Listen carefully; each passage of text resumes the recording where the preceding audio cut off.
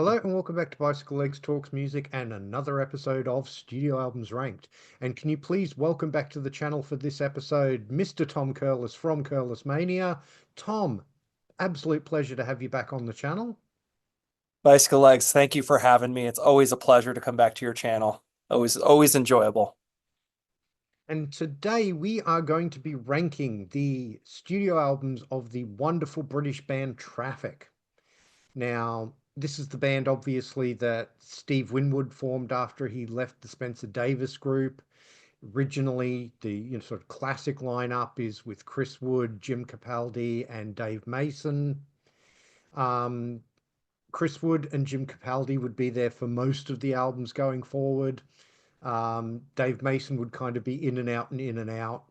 But there's 8 studio albums in all, or actually, if we're going to be absolutely technical about this, Tom, there's kind of 7.5 studio albums here, isn't there? That's true. Yes, that is true. But Yes. That's what we're going to do is we're going to rank them in order of preference from our least favorite to our favorite. Now, I don't know about you, Tom, but certainly I don't think there's any of these albums I dislike.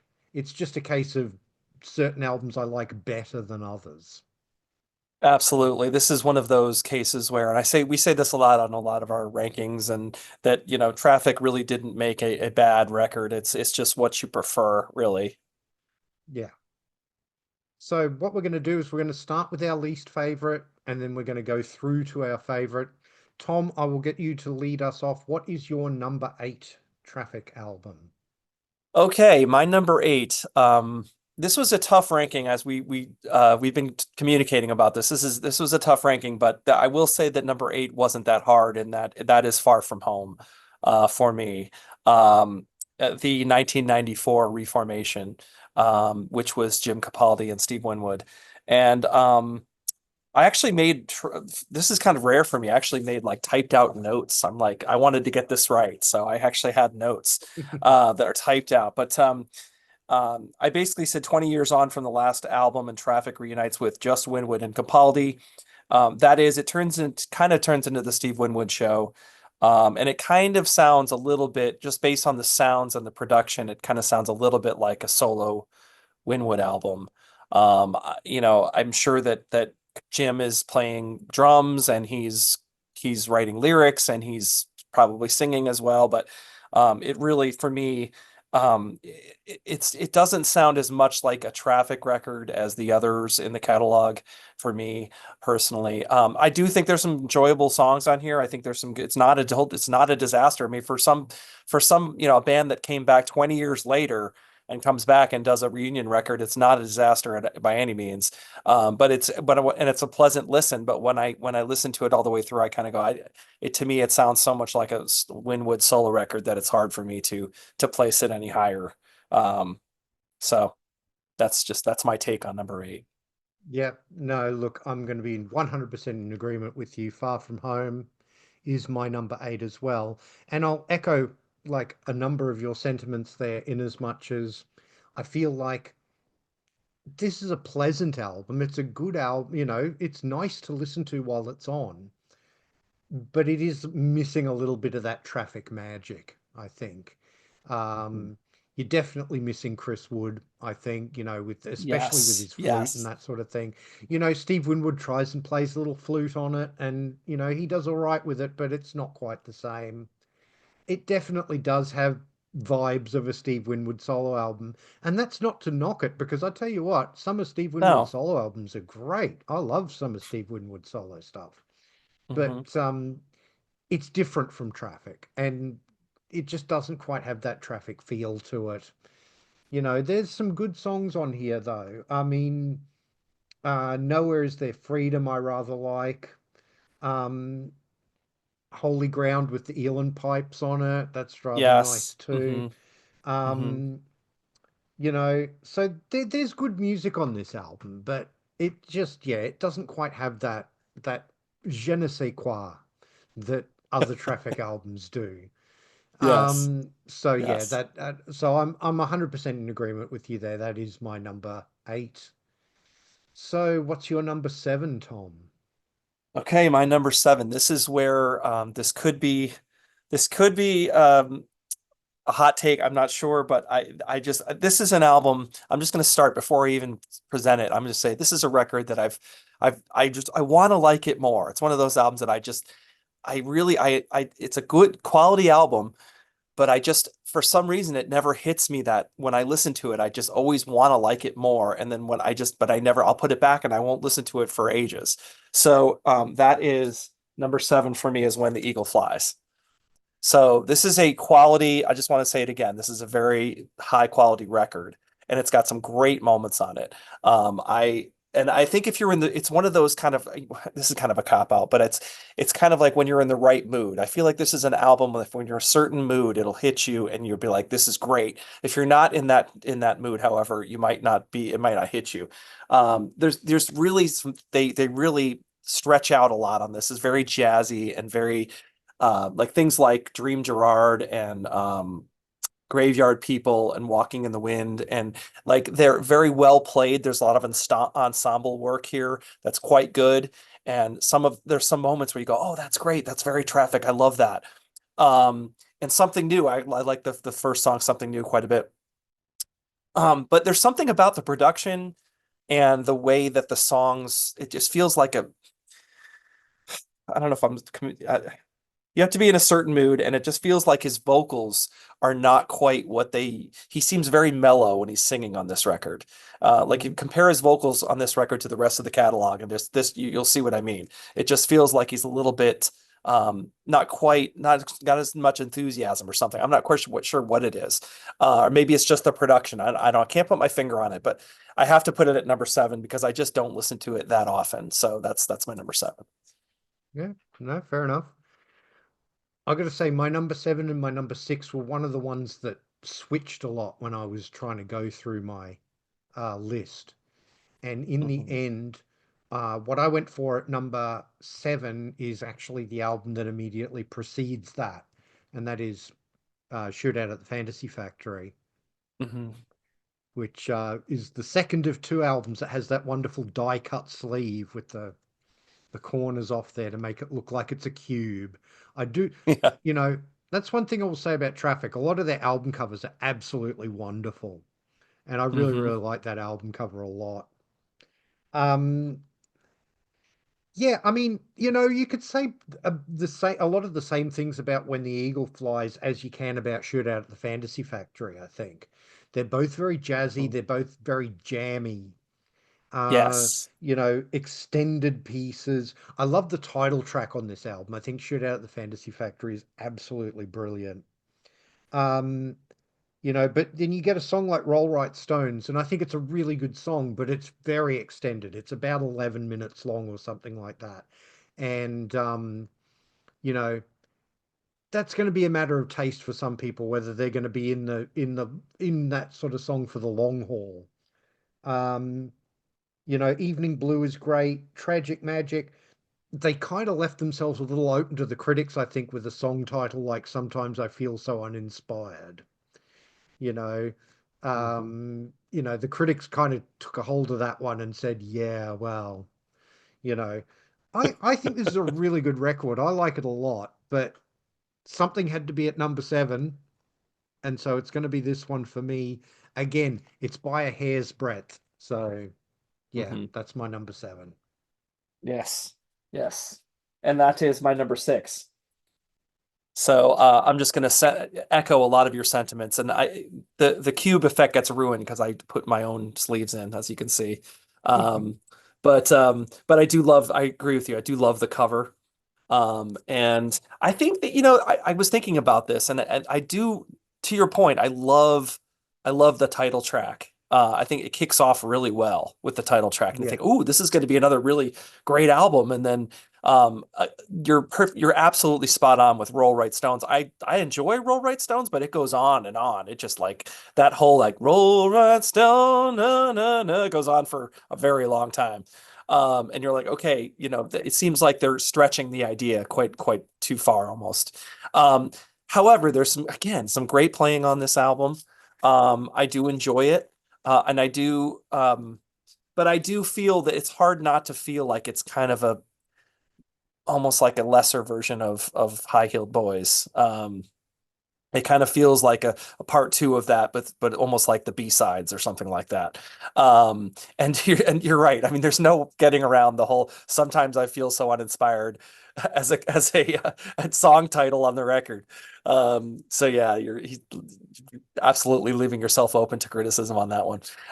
Because it does feel at times that maybe they're running out of gas a little bit. And also the other thing I was thinking about was, they kept changing the rhythm section with every record after, and it was like, okay, here's another rhythm section.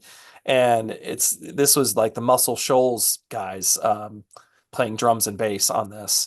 And I think this was recorded at Shoals. It says it's recorded in Jamaica because apparently they didn't have US permits or something like that. So Mm, they I think as a white lie on there saying they recorded in Jamaica, which is not true. I think it was recorded at Muscle Shoals. But anyway, but yes, that's my number six. I agree with all of the sentiments. I'm just repeating what you said. It's kind of a jammy, very jammy record. Some moments here and there that catch fire, but generally it's very long and jammy. yeah, no, fair enough. And Yeah. kind of echoing some of the stuff that you said, my number six is When the Eagle Flies. And I'll Mhm. tell you why I probably place this one just a tiny bit above Shoot Out the Fantasy Factory is you've got Jim Capaldi playing drums again on this album. Yes. And Yes. now Jim Capaldi is not necessarily the most technically gifted drummer. He's probably, the Muscle Shoals fellas and, the other drummers that they've had in the band might be better drummers, like technically speaking. But I think Mhm. Jim Capaldi has feel, and I really love his feel in his playing.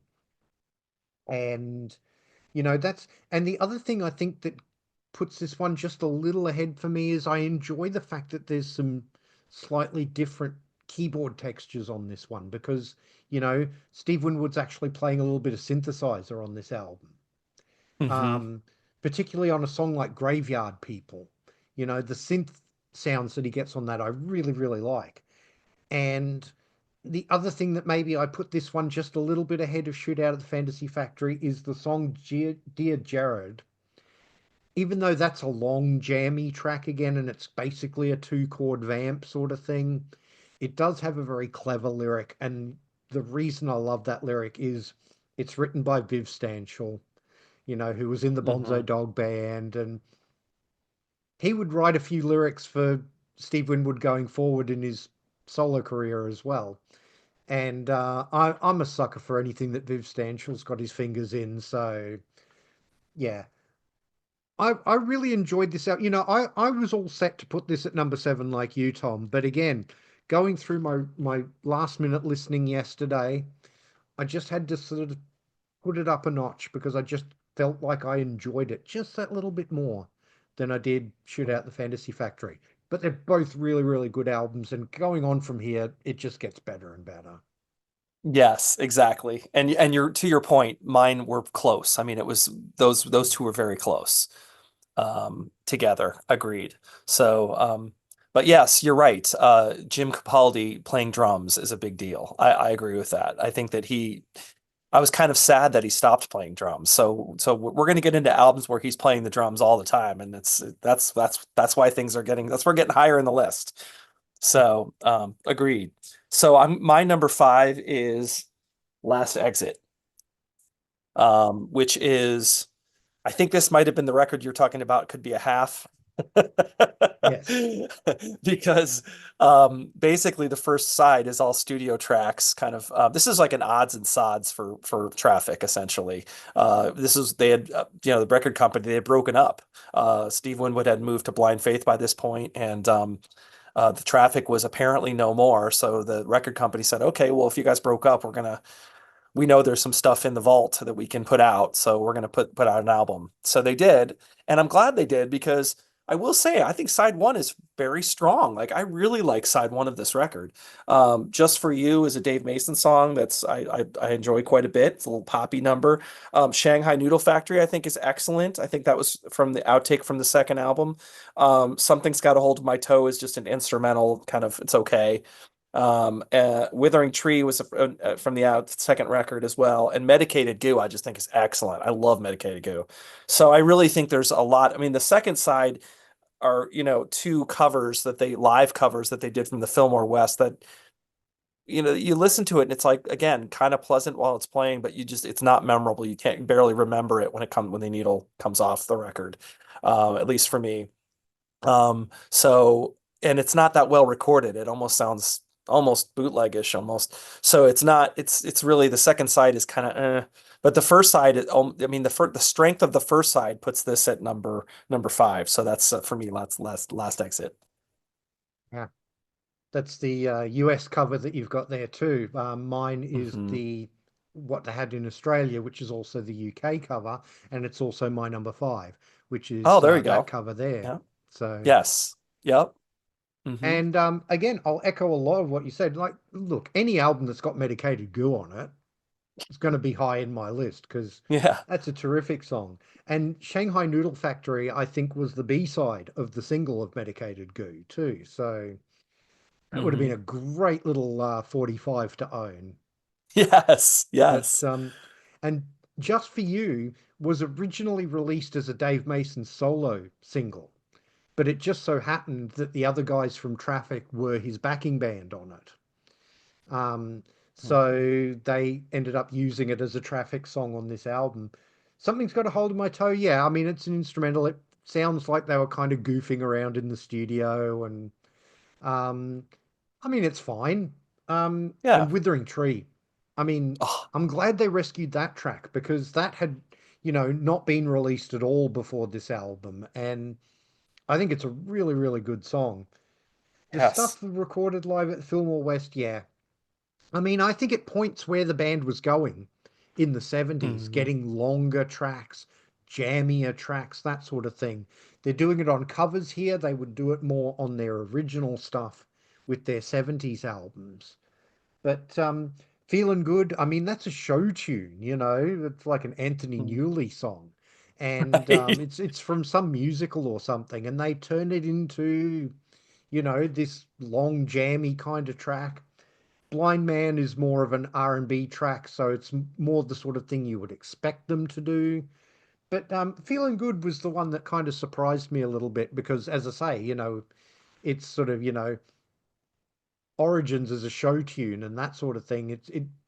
They transform that song. So, I rather like that. So yeah, Last Exit definitely my number five as well. Yeah, I will say it's impressive that they are playing as a trio. It sounds pretty full.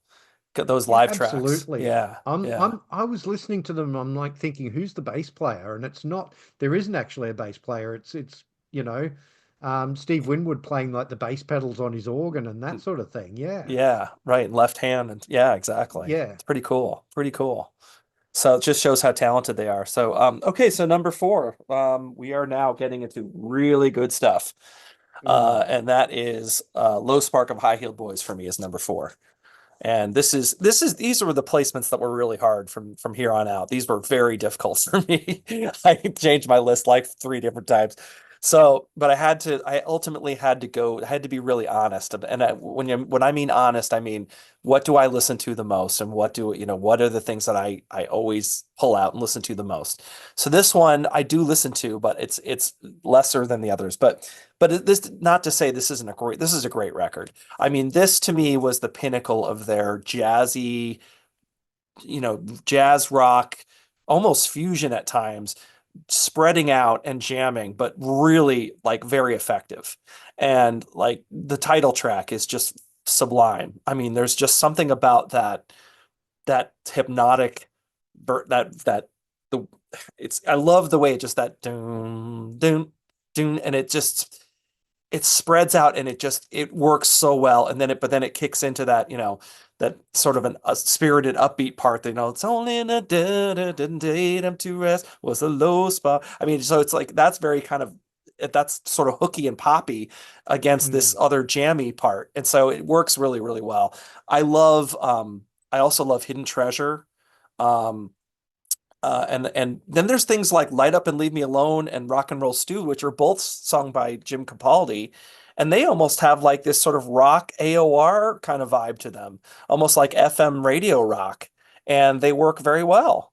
I think they're both very hooky songs, and both sung very well by Jim Capaldi. Um, so yeah, and Many a Mile to Freedom is another great I just love that song. So this is a very strong record. I think this was the pinnacle of them spreading out, and it worked. Everything seemed to work for me. And I think the songs are there. That's another big thing, is that the songs are very strong. So this is a strong number four for me. Low Spark of High Heeled Boys, 1971. Yeah. No, no, it's a great record. My number four, again, yeah, these top four were really, really hard. And Yeah. ask me on a different day, I might put them in a different order. My number four is their second album from 1968. It was called Traffic Around Most of the World. But as I've discussed on a show here recently with Peter Kerr, when we were talking about albums in Australia having different covers or different titles, here it was called Traffic 2. Oh, cool. Nice. Because as Yeah. we'll get to when we get to Mr. Fantasy, that was called Traffic here originally. Okay. Okay. There we go. All So right. yeah. So this is their second album, 1968. Dave Mason had already left the band and then he'd come back again.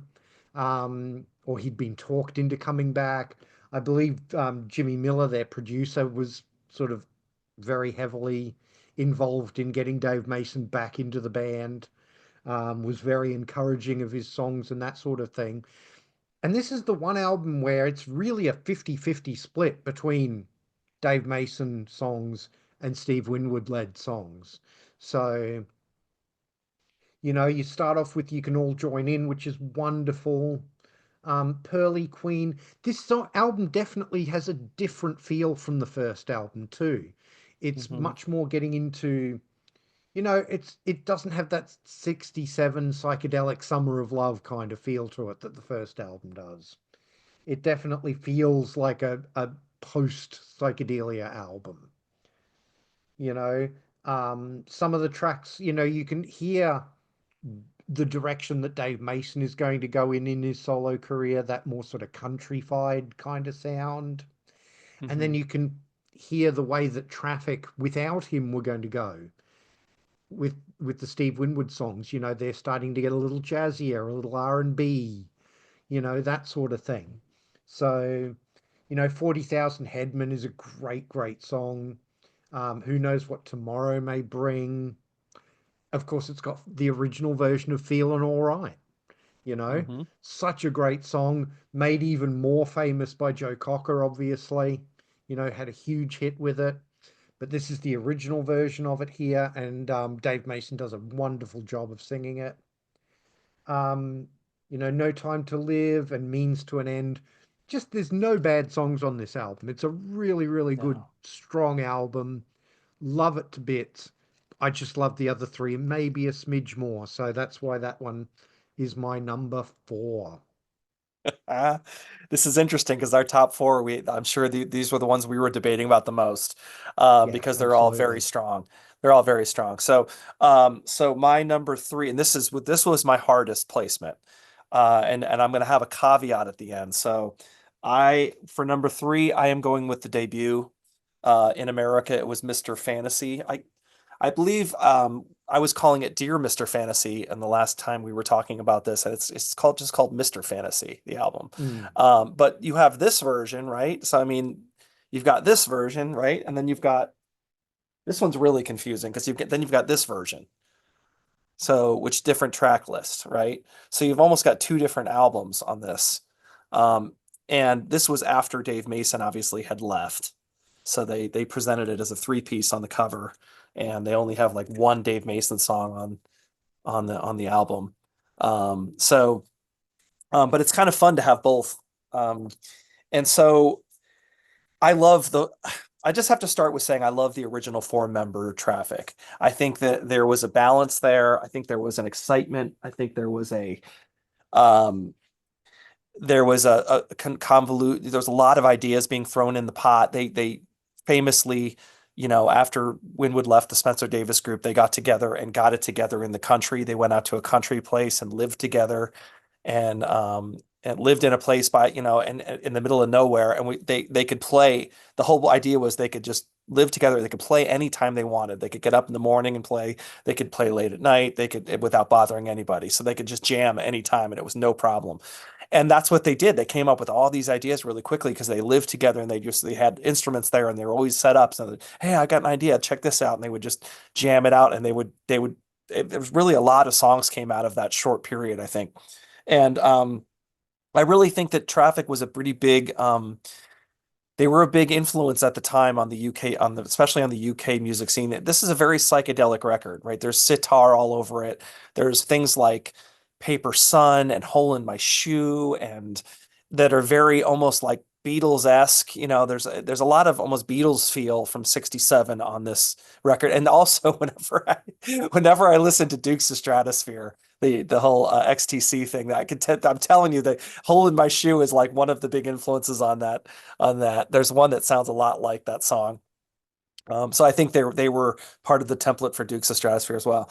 Oh yeah. But really, I love this. I love that it's a big stew of like rock, pop, jazz, blues. It's just this huge stew. And I think that Steve Winwood felt shackled by the Spencer Davis group, and he just wanted this new group to just do anything. We can do anything we want. And so you can feel that on this record. There's all these little things that happen. Like there's that one song with, I think it's House for Everyone, where it sounds like a music box winding up and then it slows down like a music box at the end, like it's running out of steam. And there's just all these really good ideas and just fun things that happen on the record. And I just think it's got lots of ideas thrown in. Heaven is in Your Mind, Colored Rain, the title track. So I really love this album. I listened to it quite a bit, actually. It's one of my favorites. I Mm. love this record. So this was hard for me to put it at number 3. So here's the caveat. The American version that doesn't have the singles on it, that doesn't have Hole in My Shoe, Smiling Phases, and um uh what's the I think other it's Paper single? Sun. Paper Sun, thank you. Those three, if you include those three, this moves to number 2. So that's my caveat. Yeah. That's what I'm gonna say. Fair enough. There's my cop out. Yeah, no, no, no. Fair enough. Fair enough. Yeah. Yeah, I mean, I'll be speaking a little more about that album shortly, but I mean, yeah, I mean, terrific stuff. Yeah. This is where it got really, really difficult for me too, is this top three, in as much as I was telling you off screen, Tom, and I'll let my audience know how a little bit, sort of how the sausage is made, as it were. When I do these ranking shows, what I often do is I'll make a preliminary ranking just on my phone, on my little notes app on my phone, and I'll rank the albums how I think they're going to go. And then what I often do is I'll listen to the catalog. Maybe all of the catalog, maybe some of the catalog. In this case of Traffic, I listened to the whole thing a number of times. And in particular, I had a big sort of marathon, one sort of all in one hit, all 8 albums in one hit yesterday, just to get me fixed in my head how I wanted to rank them. And sometimes there's no change at all. Sometimes my initial ranking will stand. And then other times, when I have that last listen through, I will make changes. And in this particular case, I switched my number 6 and number 7, and I also switched my top 3 around completely. And this album that I'm going to be showing at number 3 was originally my number 1 when I did my initial ranking. So that just goes to show how these things sometimes work. So my number 3 is going to be probably a lot of people's number 1, and I understand that. And that is John Barleycorn Must Die from 1970. What an album. I mean, the band had come back. This was originally going to be a Steve Winwood solo album. He started recording it with Guy Stevens. 2 of the tracks on side 2 are basically Steve Winwood solo tracks with just a little bit of Jim Capaldi on them. That's Stranger to Himself and Every Mother's Son. And I love, love, love those songs. I think they're absolutely wonderful. But then Steve, was missing the other guys. He wanted the input of the other musicians. So he called Chris Wood and Jim Capaldi back in, and they started to make the rest of this record and turned it into Traffic's comeback. Because this came out in 1970. It was after Blind Faith had sort of spontaneously combusted after that one album and tour. And yeah, I mean, you get, Glad is a wonderful instrumental. I really, really love that. I love the way that album opens with that. Shows you that this new Traffic is a different beast from what you'd had on those first three albums. You get that straight away with Glad, I think. Freedom Rider is wonderful. Empty Pages I love a lot. But for me, where it's really at with this album is the title track, their cover of the old folk song John Barleycorn. It's almost the only place where Steve Winwood plays a guitar on this album. There's very little guitar on this album, which is Mhm. unusual for a lot of Traffic albums. Because Steve Winwood would play a lot of guitar as well as a lot of keyboards on most of these Traffic albums, but not so much on this one. But John Barleycorn is just haunting and it's beautiful and it's, dark. And I just love it to death. It might be my favorite Traffic song out of everything. But yeah, as I was listening to these albums, I'd assumed this would be my number one. But my number one and two, as I have them, again, it's not about what's better or worse. It's just about what did I enjoy just a smidge more. And that's how Mhm. it ended up going that this one, John Barleycorn Must Die, ended up being my number three. So that was a bit of a surprise for me as much as it might be for anyone else. Mhm. Well, that's my number two.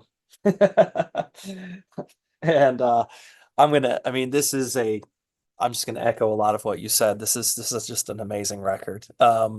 There's something magical about this album. Can't quite put my finger on it, but they just sound so reinvigorated, kind of coming together again in 1970, as you said. And I just think they were so happy to be back together. And there's like that joy kind of comes through on the album. I mean, the, to your point, I mean, Glad into Freedom Rider, I can't get enough of that. There's just that it just has this great, great groove. And Jim Capaldi's playing excellent drums, by the way, speaking of his drumming. And Stranger to Himself, excellent. I mean, just the songs are so good. And the title track, like you said, is that sort of folk thing where he's playing acoustic guitar. And I remember wondering, I'm like, I don't understand the lyrics. What is the deal? Is someone getting murdered? Is someone getting killed? And it's the apparently it's the passion of the wheat or something where they cut the wheat down and then it rises again as alcohol, or it's one of those Mm. things where it's something like that. It's something old folk song or something. Or and Chris Wood brought that idea to Steve apparently. Um to do that. I think it's an old song that they revived, something like that. So anyway, but like you said, it originally started as a Steve Winwood solo record and it turned into a Traffic album. But what an album. I mean, I'm just repeating everything you're saying. It was just I love every song on this. There's really not a bad track on here. I mean, it's funny because I always think, oh yeah, I think side two isn't as good. No, it's just as good. Stranger to Himself, I love. Every Mother's Son, I love. I mean, it's just it's awesome from the beginning to end. I just love this album. So yeah, this was another one that, like you said, very, very hard to place. And it's very tough, but I had to put it at number two. So that's my number two. Yep. Yep. Well, my number two is going to be the next album, which is The Low Spark of High Heel Boys from 1971. Now you've got Traffic of a Six Piece there. Um, Yep. you've got what's it, Roscoe G and Rick Gretsch coming in as the rhythm section on this album. Um, and it's the title track again, I think, is what put it over the top into number two for me. That title track is just stunningly good. It's probably a top five Traffic song of all time for me. But again, you talk about Rock and Roll Stew and Many a Mile to Freedom. it's great to hear Jim Capaldi take a lead vocal. Um, Yeah. I think he's a really good singer. And, I think what made those early Traffic albums, so great was the fact that Steve Winwood wasn't the only lead vocalist. Even though Steve Winwood's a great singer, I love bands that have multiple lead vocalists. You know, I mean, just off the top of my head, Chicago, one of my favorite bands, they had three, four different lead vocalists a lot of the time. Um, but yeah, I mean, Beatles, all of them Yeah. sang, so Queen's another one, right? Queen. Yeah. Yeah, Yeah. exactly. So, I really love this. It is starting to get quite jammy, this one, but I think that's still very focused. It's not sort of, they're not meandering in these jams at all. I think it's still really, really Right. focused. Hidden Treasure is such a great opening track. Light Up or Leave Me Alone, really good. Again, it's a six-track album. The tracks, Low Spark and High Heeled Boys is a long track, but it doesn't get boring. It No. doesn't lose your interest at all.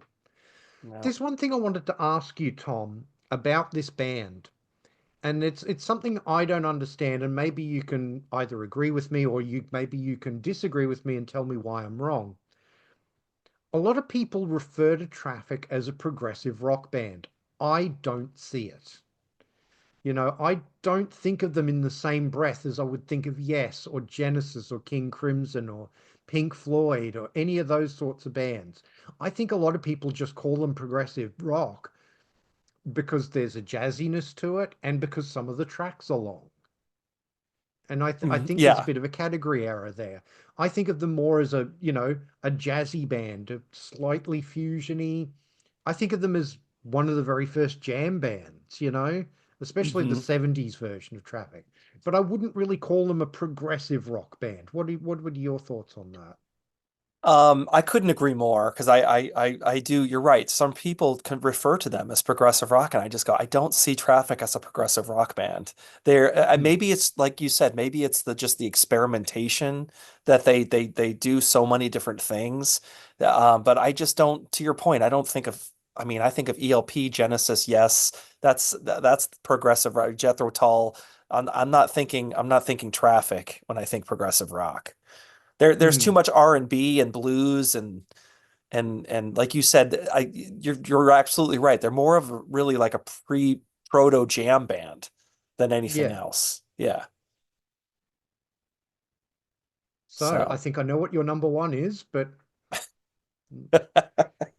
it's time to reveal it. It's the second album, which is interesting because I this was the album that I brought up on a previous episode that we did together, yes. and that's what prompted this whole episode. So was this record. So this album there's something special about it. I think I said I really love the four-member Traffic. To your point, I do love Dave Mason trading off vocals with Winwood. I like it that he takes some of the songwriting load. And I think some of his songwriting is very, very good on this. And it's just interesting that they couldn't. I mean, I'd love to talk to you more about what your take is on the whole. Why was Mason's just coming and going all the time? I think that there was something about him having that hole in my shoe was their first big hit, and it somehow Winwood I think was like, oh no, like he just had the first big hit, and now it's not really representative of what I want to do with this band or something to that effect, and I think that caused a rift almost like right away. Um, so that's I don't know. We can talk more about that, but I think that this album, I think that it's a great. I think that what happened was he was brought back because they didn't have enough songs, and the record company was pushing them for where's the second album? Where's the second album?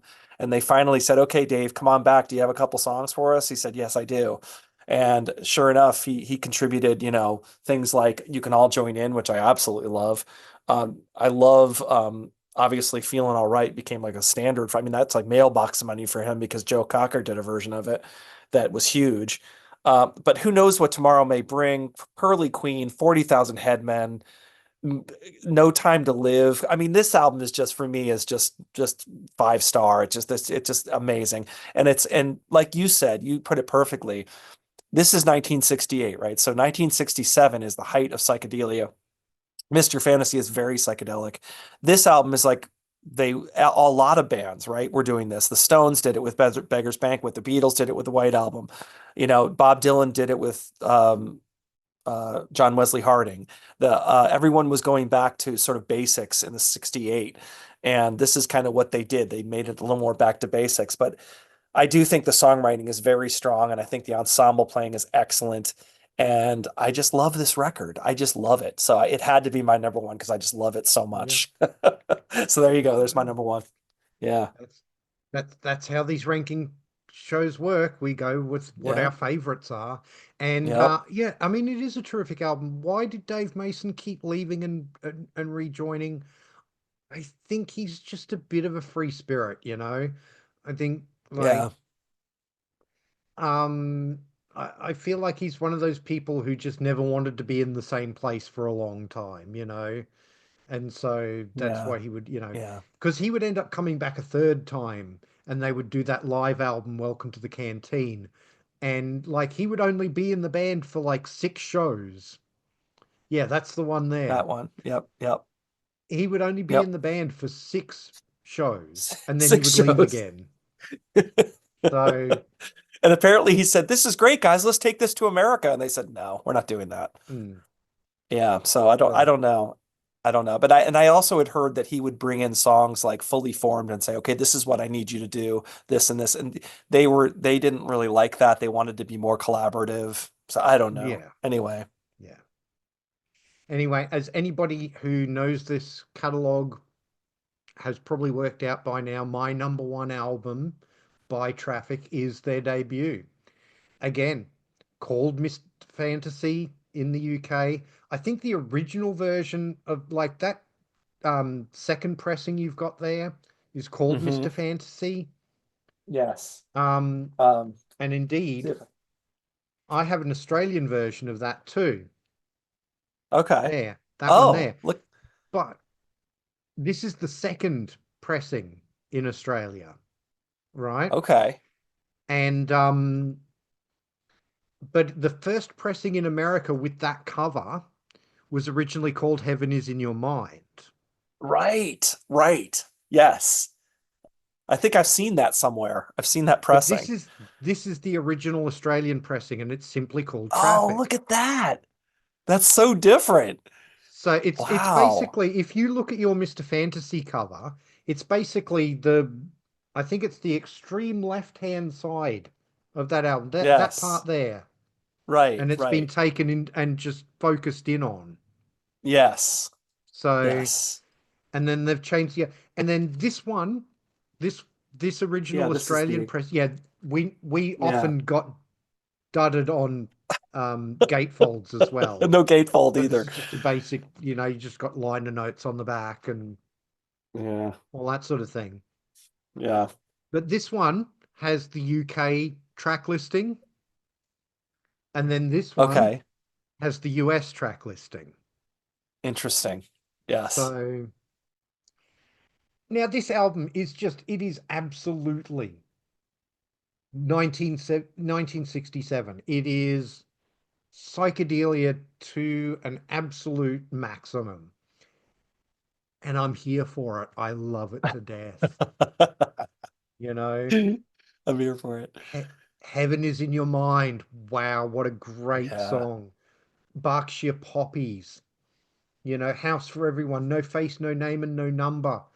Dear Mr. Fantasy, the title track. My best friend, who is named Grant, is not our friend Grant from Grant's Rock Warehouse, but he's another Grant who's been my dearest friend for about 15 years. He really didn't know Traffic at all. And when we did our show where you showed the Traffic covers, he went and had a listen to a bit of Traffic. And the song that he really, really gravitated towards was Dear Mr. Fantasy. So we've got Mhm. a brand new Traffic fan based on that show that we did, Tom. So that's That's exciting. yeah, Yes. absolutely. But then you've got Colored Rain. Wow, what a great song Oh, that is. man. You know, and then on this version, you do, as you say, you get Paper Sun, you get Hole in My Shoe. Hole in My Shoe is funny because when I first heard that song, it wasn't by Traffic. It was a cover version by Neil from the Young Ones. I don't know if you had the Young Ones in America. It was a British sitcom. Oh, It was, yes. Yes. basically it was these four sort of impoverished uni students living in this, sort of hellhole of a share house. And they Hmm. were all like completely different characters. One was a punk heavy metal guy, one was a hippie, one was a yuppie, and one was, they were all very different sort of people. And like Neil was the one who was the hippie one with really long hair and all this Didn't he sort of kind of thing. talk like this? Like he kind of like Yeah, moved around. absolutely. Yeah, yeah, Yeah. yeah. And he put out an album called Neil's Heavy Concept Album. Okay. And the single off that was Hole in My Shoe. It was a cover of Hole in My Shoe, and it was a big, big hit here in Australia. And so that was my original experience with that song. So, but yeah, I mean, just I love how 1967 this album sounds. And, I can understand why some people will mark it down a peg or two because of that. Hmm. Whereas they'll say that the other Traffic albums are more, they have more appeal. They're less sort of dated and that sort of thing. They're not sort of tied to a specific, year and that sort of thing. But when I was listening to these albums again, I had to go with what album am I enjoying the most as I listened to them, and it was Mr. Fantasy. So it ended up being my number one. So again, Yeah. it wasn't when I did my original list. So it just goes to show how these things can change when you actually go through the catalog and really sort of get deep into it. Yeah. I can't So there argue you, with you with num I can't argue with that. I yeah. can't argue with So, that. so, so there you have it, everyone. Though that's our ranking of the Traffic catalog. Please let us know in the comments if you're a Traffic fan. What is your ranking? How would you rank these albums? Would you agree more with Tom or with me, or do you have a completely different take on it? Please do let us know in the comments. Tom, thank you so much for doing this show. It's been an absolute blast. Absolutely. Thank you for having me. Appreciate it. It was really fun. If any of my viewers are not already subscribed to Curlessmania, please go and rectify that immediately. I will leave links in the description as I always do, so please do go click on that. Tom's got a lot of great content on his channel. He does a lot of album battles. He's also doing this great series on the cars with Davey Cretan. So it's, yeah, lots and lots of great content to be had there. Please do like, share, and subscribe. It really does help the channel out. If you're new to the channel, please go and have a look at some of my other videos. I have everything playlisted, so if you want to see some of my other studio albums ranked shows, I have a playlist for those. If you want to see some of my favorite albums of all time, I have a playlist for those. And if you want to see my appearances on other people's channels, like Curlessmania, where I've been lucky enough to do a few shows, I also have a playlist for those. If you want to follow me on social media, I'm at bicyclelegs on Instagram, Twitter, and a bunch of other places. I also have a dedicated Bicyclelegs Facebook page. Links are all in the doobly-doo. Please do give those all a follow and join in the conversation. I'd really love to have you there. Thank you very much for watching, and I'll see you in the next one.